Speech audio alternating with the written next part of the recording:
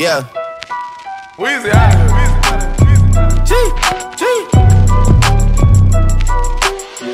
Back home smoking legal. It always can be. Time 7. And we're back with another video. Today we're going to be talking about the 10 things we wish we would have known before we started college. Yeah, and we both have 5 things, and I have to look down because I got mine, like, you know, in my notes. And a little disclaimer, not to take this away, we love UNC Charlotte and all that, but 10 things we really wish we would have known before we actually started going there. And just a little background information, we both started off at, like, a community before we... Yeah, so the like... So most of this is basically, like, about UNC, not our... community college at all. Yeah. It's about university life. Yeah, it's very different. So, let's get into this video. Alright, so number 1 is know your major. Because you can waste so much time not knowing what your major is. Like, when I went to a community, we didn't really have majors. It was just, like, basic science or, like, arts or whatever. When I got to UNC Charlotte, it was all these majors. So I just chose biology because I like biology and I want to be a dentist. So I was like, gonna go with that. So just recently, I just changed my major, and so my graduate date started all over again. So yeah, know your major. And then the community college we went to was like, the way their stuff was set up was different. They held back information, like you had to find out stuff. They held back a lot of stuff, so we were like figuring things out by ourselves, and I had to ask her a lot of stuff because when I started university, I didn't know anything. I'm the guinea pig, so I started first, so I'm trying out here figuring this out by myself. I didn't know anything. Okay, number 2. People hype this up a lot, but it's really hard to make friends when you go to college. Like, you see on the movies and stuff, and people got all these friends. I honestly, God, don't know how they got all these friends. It's hard to get somebody to sit beside me in school, let alone make friends. Really? On the first day of university, I remember I went to go sit beside somebody, and then they moved, and and I thought there was something wrong with me. And then on top of that, like, a bunch of these people already know each other. So you're just being dropped in as a transfer student and you don't know anybody. So you're like, all these people that made their groups already from being there since they do their little freshman orientation stuff and done room together. And we're here just throwing ourselves out here. Yeah, like I made a couple friends, but it's not like what the movies make, up. Like, you're about to start talking to this person and talk to them. The rest of the semester, y'all gonna be hanging, partying. Alright, so sliding into number 3 to go along with that is basically on-campus living, having a roommate, and knowing what type of person you are. I am not the type of person that's very outgoing and can just, like, make friends or whatever. So I had a roommate. We hung out one time. One time, we did not click at all. So, like, we lived together. We never talked. Like, it was just so awkward. I would hear her come in and my room door just shut. Like, walk past each other. Like, we never said anything. It was just very awkward up until move-out day. So, knowing what type of person you are, like, it really factors out, like, everything and how you, like, maneuver around campus and stuff. Like, I didn't do a lot of activities, like, because I'm just very... to myself. Like, if I haven't been friends with you for years or whatever, I don't know, like, or if I don't see you at work every day or whatever, like, I just can't throw myself out there. So. And then on top of that, you're rooming with somebody you don't know, and then a lot of people that roommate with people are friends with them already. No. And we don't know anybody. We hung out one time, went to the mall, we did not click at all, had different interests, and I'm just like, I don't know.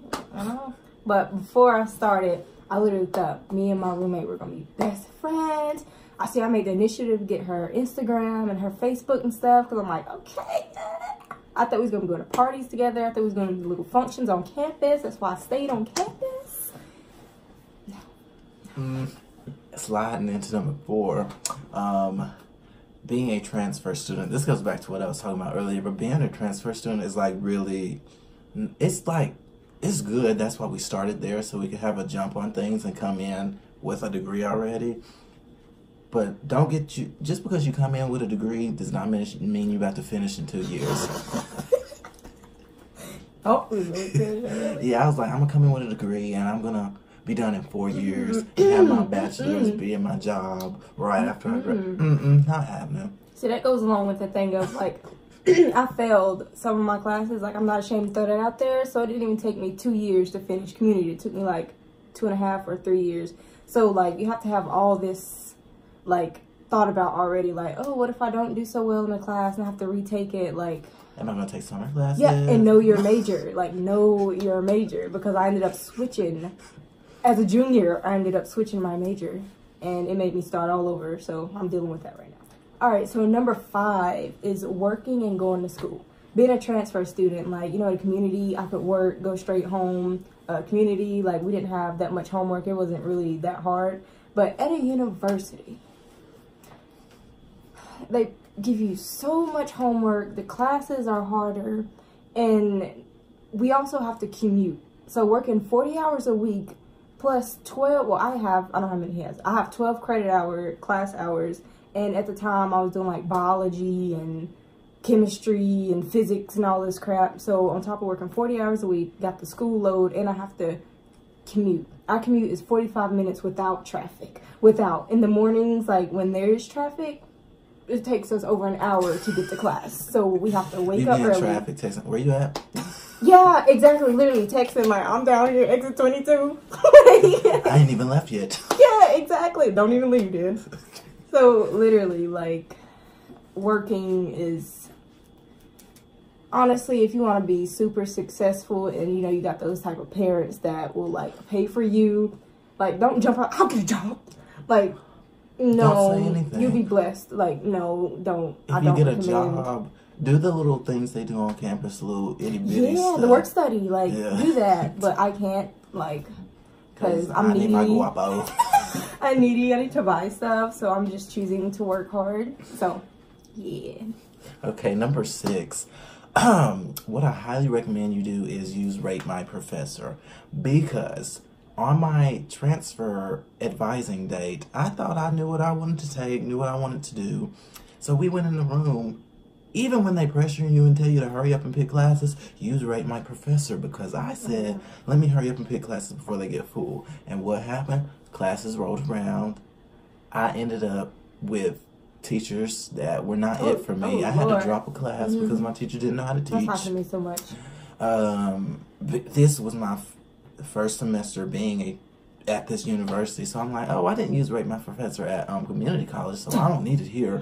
So I just picked random classes. I was like, this sounds good. Okay, it might sound good, but then when you go back and look, the teaching style, like, look on Rate My Professor, and they said, don't know how to teach, just uses notes to teach, can't explain things, it's just a walking book. And then you're like, oh, no wonder I'm dropping this class. So use Rate My Professor, because that's what I had to do. Yeah, like, see what your teaching style is. Like, if you don't like the type of teacher that just posts slides and you want to use the book, like, just literally use Rate My Professor, because they will leave them comments, reviews. And the stars, even if they don't leave a go to the stars. Yeah, go by the stars. Go by the stars. All right, so number 7 is 8 a.m.s. Avoid 8 a.m.s. If you're commuting to a university or whatever, like, even if you're not commuting and you're just at a university, like, avoid 8 a.m.s. With our struggle, since it takes us, like, first of all, during that time, the traffic is really bad. Like, that's when it takes us over an hour. We gotta get on the road at like 6 o'clock. Literally. So we have to wake up at 5 a.m., sometimes 4:30 a.m. We get off of work, could be home midnight, literally. 1 o'clock. Yeah, I get off from work at 11:30, sometimes 12. Then have to do it all over again, wake up at 5 a.m. So do your best, even if you live on campus, because that can be a struggle too. Like, just avoid 8 a.m.s unless you're the type of person that can learn that early in the morning. I can't function. I zone out. I can't, but for my class, I think because I signed up too late, that was all they offered. So I had no choice but to take a couple 8 a.m.s. And I thought it would be easy taking an 8 a.m. because I'm like, okay, I can take this 8 a.m. and come home and do all this homework. What did I do when I got home? Slept. Yeah, exactly. And plus, like, oh, see, this could have been like another one, but I'm going to tie this in right here. When you have an 8 a.m. and say you have like an hour or 2 hours in between your next class, and if you don't stay on campus, like, well, I mean, I guess you could use that time to go study, but, you know. For some people, that's good that you have that amount of space in between your classes, but Just for avoid us, ATMs. yeah, it's not. It's not for it ain't us. it. It ain't, because I'll be sleepy. And I'll go take a nap and I'll go real quick. Like, Number 8, parties. We've been to a couple. They've been fun or whatever, but like for us, I guess we might not be doing it right. But parties are not like I know.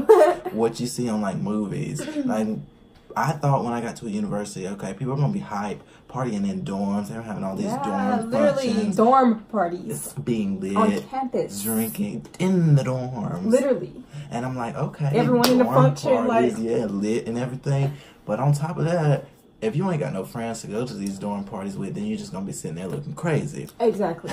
Like, and then that's the thing, like, I don't know if it's just UNC Charlotte, but they have this thing where there's no parties on campus. They're always like, on outside apartments, yeah, or in outside buildings. Yeah.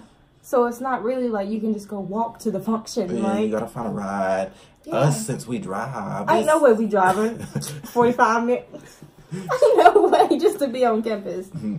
And like for the people that live there but don't drive, and you don't have a car, if you're by yourself, like, and you don't have any friends like us, and Yeah. you think, oh, I'm gonna go to the party and meet some people. No, you you gonna gotta go to be the party and be safe. You gotta wear Yeah. pants.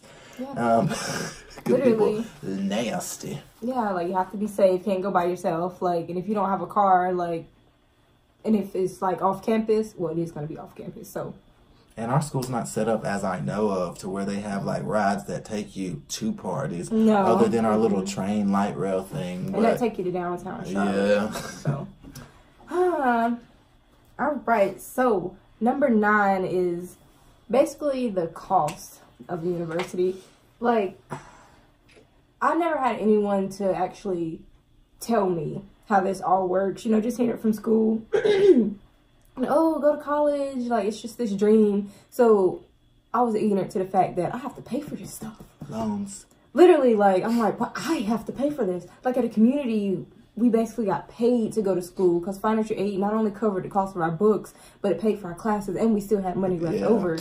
So at a university, because I stayed on campus for 2 semesters, so basically a year, and I am right now a few thousand dollars in debt because I had to pay for that myself. At first, my mom, she actually made 2 payments out of her own pocket, and she said, no, you're gonna have to get loans.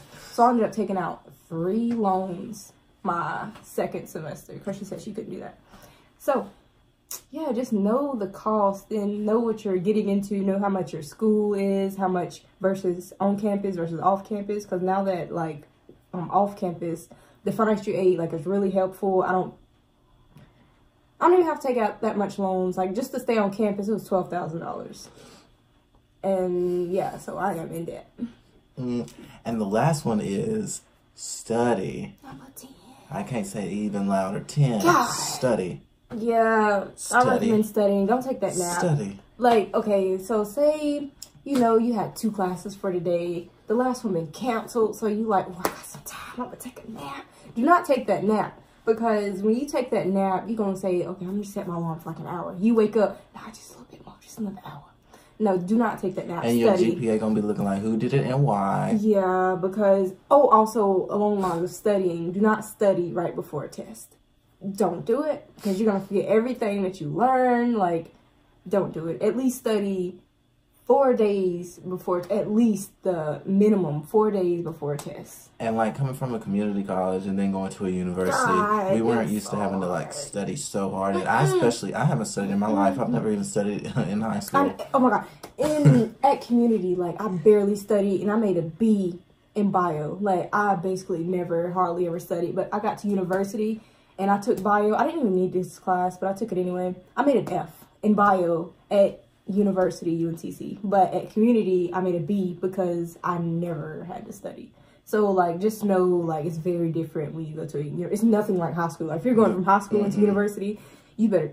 The course load is way different. It's way different. Like, you may think you're smart. Yeah. Well, we are smart, you know, but, like, the work is different. Like, your smarts in high school are going to be different than what your smarts is in college or university. Because when I was smart in high school, but when I got to university, I was like, maybe I'm not as smart as I thought I was because I'm sitting in class with people who are raising their hands talking about things I don't know about. Yeah, and I'm just sitting there like... It's like they can tell me where I was born from and they don't even know me, but like...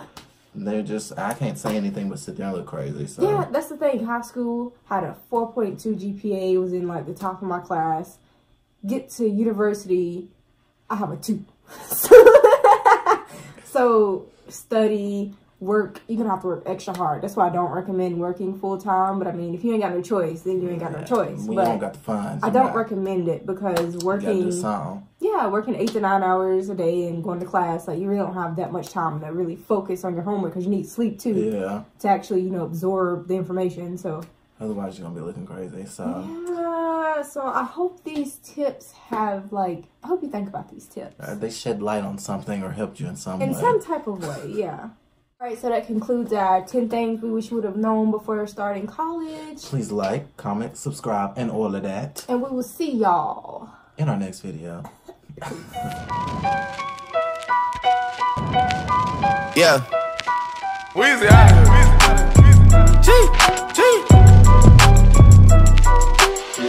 Back home smoking legal.